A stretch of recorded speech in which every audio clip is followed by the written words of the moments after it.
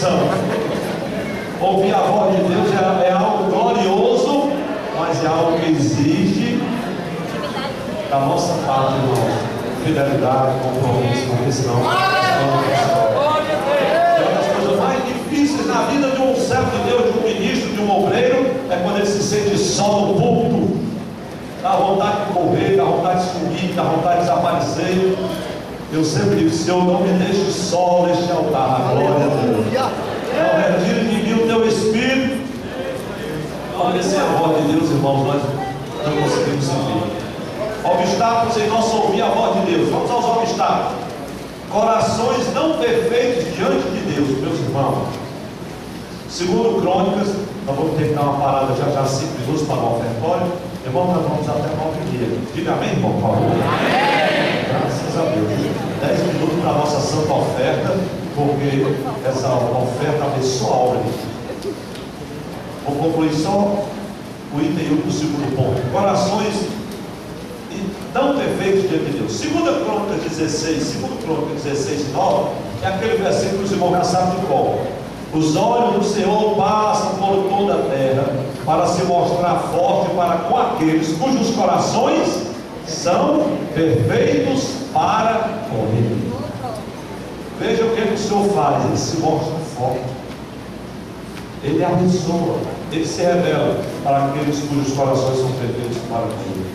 A maior arma que nós podemos usar no combate contra Satanás, nosso arco inimigo, é mantermos um coração sincero diante do Senhor. 3 coisas, irmãos, que têm que ser tratadas para que os nossos corações estejam perfeitos diante do Senhor. Primeira coisa são as nossas afeições. Olha, meus irmãos, nos tempos bíblicos, o nosso coração, o coração representava a sede do nosso intelecto, das nossas emoções, da nossa personalidade. Era assim que eles viam o coração. Então lá no coração estava as nossas motivações, as nossas afeições, o que nós nos afeiçoamos e os intentos desse coração.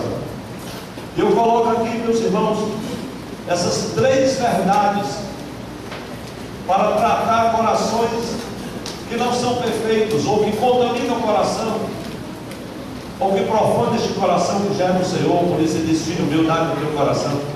Afeições mundanas. 1 de João 2,15: não ameis o mundo, eu que o mundo ama. Porque aquilo que está no mundo, a concupiscência da carne, isso é um português erudito, português mais coloquial é os desejos da carne, os desejos dos olhos, a soberba da vida, que fala com orgulho. Isso é do mundo, meus irmãos. Mas pode ter certeza, isso é um obstáculo para ouvir a voz do Senhor. Tem pessoas que estão afeiçoadas ao que é mundano, se importam com o que é mundano. Ele é capaz, eu sei que você pode ter predileções turísticas, você que torceu muito Ceará, Corinthians, São Paulo, tem até que torce Ferroviário, não importa, não você já torceu, ou você está torcendo. Eu estou querendo dizer que você não pode estar afeiçoado por nada que é mundano, em nenhuma área. Tem pessoas que são capazes de fazer coleção de selo, coleção de tudo que você pode imaginar, mas não sabe dizer 10 versículos da Bíblia decorados. Não é capaz de cantar 3 hinos da harpa de cor, sem trocar as estrofes. Glória a Deus. Quase todos trocando as estrofes. Afeições mudando. Ele se afeiçoa tanto que não perde zorra total, se afeiçoa com os atores, com as atrizes. O irmão chegou e disse: pastor, estou muito preocupado, porque Ronaldo Fenômeno vai encerrar a carreira. Meu irmão, faz esse negócio. Fenômeno é o Espírito Santo.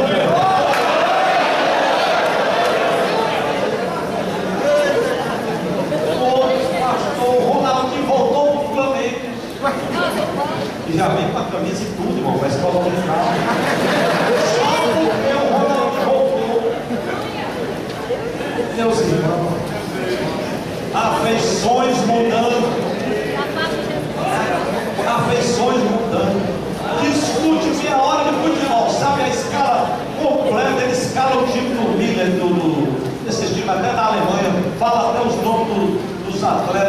aí de outras nações, mas ele não escala o tipo dos profetas menores, não tem quem faça. Ele não escala nem o tipo dos apóstolos, irmão. Pastor, como é o nome daquele camarada que foi tirado no sorteio? E o outro chegou já adiado e disse: pastor, me diga uma coisa, Abraão foi antes ou depois de Noé? Esses irmãos que decoram a escalação do Corinthians, mas não decora a palavra de Deus, afeições mundanas. A irmã do seu coração, mas é apaixonada pela novela das 8. Irmão, não posso assistir a novela da noite, mas assiste aquela de tarde. Vale a pena ver de novo. Vale não, irmão. Vale a pena não. Vale a pena.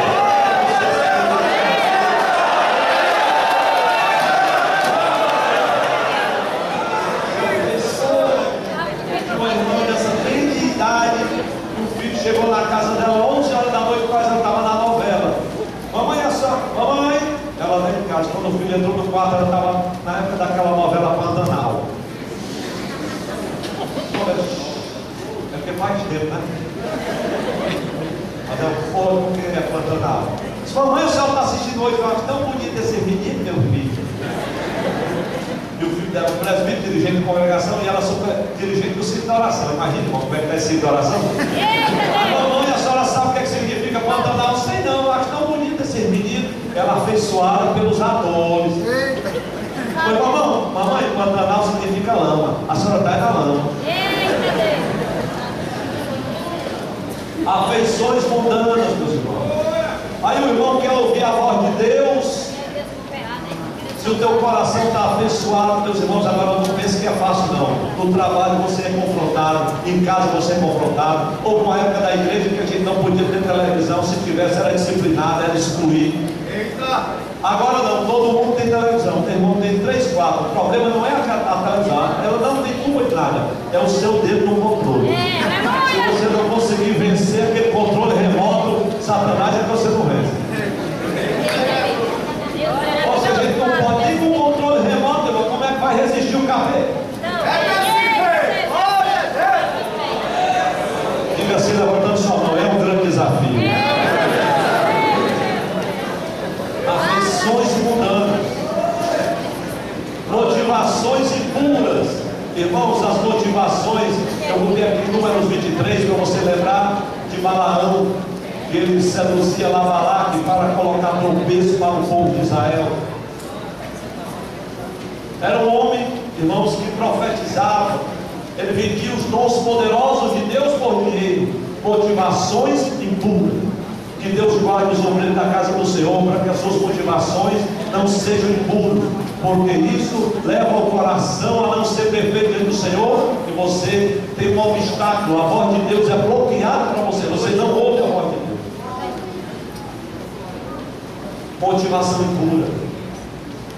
Às vezes você chega no lugar e se surpreende. Eu preguei alguns anos atrás em uma igreja do interior, e o Senhor abençoou tanto aquele estudo da manhã, batismo com o Espírito Santo, o céu estava ali. O pastor se empolgou e disse: pastor, foi muito bom. Eu queria pedir o Senhor para pregar a tarde de novo, convidar a igreja. Não ia ter nem reunião, mas nós estamos construindo.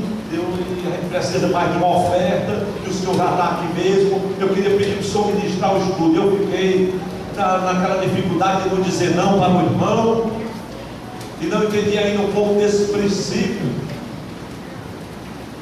Tá certo, irmão. Marcou a reunião à tarde, a igreja estava lá. Irmãos, ouça o pouco grande que eu passei naquela tarde para poder pregar. Glória a Deus. Era difícil para mim e era difícil para a igreja. Eu depois perguntei: Jesus, que negócio difícil é esse? Porque a motivação do coração do irmão não era a motivação correta. A motivação dele era a oferta e era o dinheiro, não era a edificação do povo de Deus. E eu fiquei emprestado e paguei o preço. Eu julgo, irmãos, as nossas motivações. Nunca faça um trabalho do Senhor cuja motivação não seja perfeita para com Ele, porque no contrário você não terá a voz de Deus trabalhando no meio da congregação. Muitas reuniões, muitos trabalhos, muitas programações da igreja, se as motivações não forem sinceras e leais com o Senhor, Deus não estará presente com a sua bênção. Corações perfeitos. Intenções erradas. Ananias e Safira, lembre-se disso, meus irmãos. Ele podia ter dito: olha Pedro, eu vendi a minha propriedade por 50 mil reais, mas eu só vou dar 10 reais só, porque 40 eu vou colocar na poupança. Não tinha acontecido nada. Se o senhor, irmão, Deus lhe abençoe. Ele chegou lá e disse: eu vendi o campo e quero fazer como os demais irmãos. Barnabé, Deus também estou dando, estou entregando tudo para a obra de Deus. E Pedro disse: meu irmão, você está mentindo, não é a mim não, é o Espírito Santo. Eu quero um que ouvir a voz de Deus. E aonde tem gente que ouve a voz de Deus, aonde tem igreja que a voz de Deus se manifesta, não fica crente adulterando, enrolando, trapaceando, começando a ser entrando em pecado, porque Deus revela, ou se conserta, ou se manda. Não é verdade?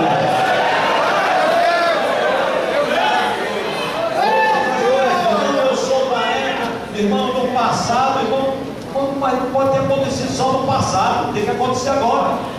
Ezequiel 44 tem um versículo que diz assim: far-vos-ei habitar como dantes e vos tratarei melhor do que outrora. Deus quer nos fazer habitar como era antes, mas quer nos tratar hoje melhor do que tratou o povo no passado. Aleluia.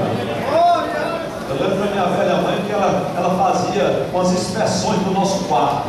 Eu vou dar uma olhada nesse quarto, o Espírito Santo andou falando uma coisa, e ela saía. Na consagração, se ajoelhava todo mundo e a gente já ia. Não adiantava vir irmã até lá, porque Deus revelava, e o Senhor falava. E era uma época, irmão, que o negócio era mais arrochado. O negócio foi afrouxando, e a voz de Deus vai se distanciando. A voz do Senhor não pode ser só um eco nas nossas reuniões, ela precisa ser um arauto santo. Proclamação, quem diz amém? A mulher de Ananias sofreu a mesma tragédia, porque ela fraudou também, tentou enganar o Espírito Santo, intenções erradas. Deus julga os intentos do nosso coração. No Salmo 51, Davi diz: Senhor, purifica os intentos do meu coração. Irmãos, todo dia eu faço essa oração: Senhor, purifica os intentos do meu coração. Então, concluímos: se não mantivermos os nossos corações corretos diante dos olhos do Senhor, não ouviremos a voz de Deus. Diga amém, meus irmãos.